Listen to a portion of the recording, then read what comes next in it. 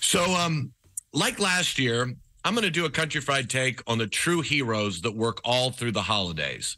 I feel they are often overlooked and deserve some Christmas love.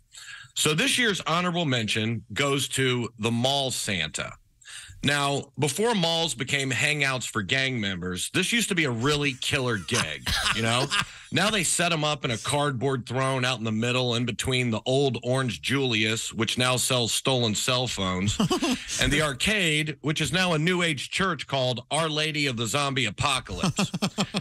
You got kids on your lap all day, hacking their bird flu polio in your face, asking for stuff they won't get, like, I want a jetpack that flies over the ocean, as you feel the pee soaking through your rented red pants. Oh. You got parents acting like they aren't ripping you off by snapping photos with their cell phone so they don't have to spend $19.99 on the ho-ho-ho package. Thank you, Josh. Then you got people that don't have kids at all, but they brought their dog to sit on your lap. And while the pictures are being taken, the people are like, Fido, tell Santa what you want for Christmas. And look, I love dogs, but if that dog talks, it'll be the biggest Christmas miracle since the Nativity. And what's a dog going to ask for? Hey, Santa, how about I get my balls back on and you throw some Victoria's Secret on the stuffed animals on the kids' bed? And Mall Santa has to take all this after keeping his beard through the summer, carrying 100 extra pounds around. And let me tell you something. The only people that I know that carry a white beard year-round are either bikers or dump truck drivers. And you know what these dudes don't like? Spoiled-ass kids. So if your snot-faced kid asks Santa for an iPad and a pool table, and Santa goes, how about a calculator and an 8-ball? That's your fault. Oh, wait. So if you see a Mall Santa, be kind to him, because you know Santa knows whether you've been good or bad. That's right. Now, the winner this year is the emergency room nurse. I mean, think about being a nurse during the holidays.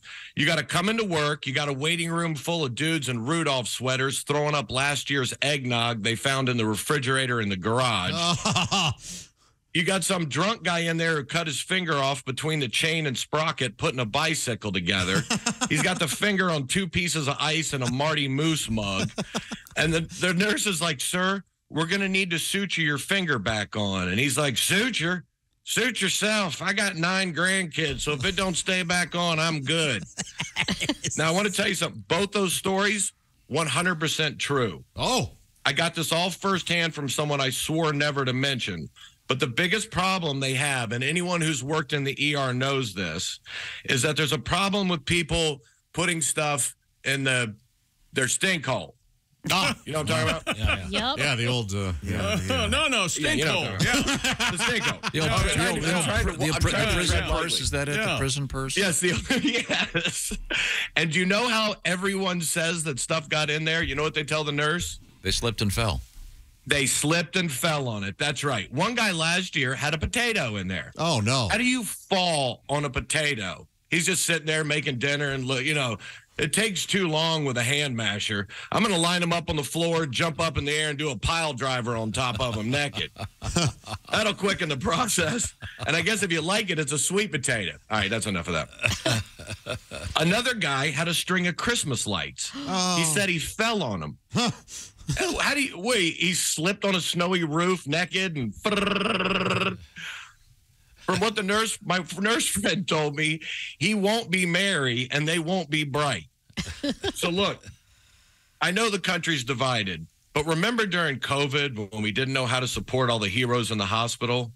Let's all this year collectively come together and make a promise that as a Christmas gift to these heroes, we won't grab random stuff from around the house and put it in our stink hole. It's the least we could do. I'm Reno Collier, and that was supposed to be a country fried take. All right. Thank you, Reno. I wasn't planning on... Very descriptive. Boy, the Christmas lights down. It's few and far between when someone's looking for a word to use, and the word they chose is worse than the actual word. Much worse. I give you stinkhole. And so my question, Good God. I tried so hard. did one of them get lodged on something? I mean, couldn't you just yank the whole string out? Dude, the story she told me, because I was like, is the plug out? Like, anyway, just the stories she told me of people, I couldn't even tell them. Like, it's unbelievable, the stuff that people, and it's around the holidays, it's worse. It's like anal beads, right? But wouldn't they come out when you yank down sinkhole beads. So we don't say anal, John. I was worried about saying stinkhole. Well, you should have been, I think. You should have listened to that. Yeah, you should have gone with that. If you are doing that, is the thrill on the way in or the way out? And do you plug them in? But isn't it like a suction once you get something in there? Every now and then, people forget about that. That's how it gets stuck. You don't put the plug all the way in, right? No, you Once don't. it goes in, Do you think you may have lit them? I don't know. Yeah, I mean, it's a vacuum. But I mean, wouldn't you light them before you pull them out as kind of a Ta-da. turn out the Your lights? stomach glow. Then you could bet on which color the next bulb would be. Yeah. All right, this next one's going to be red. $5.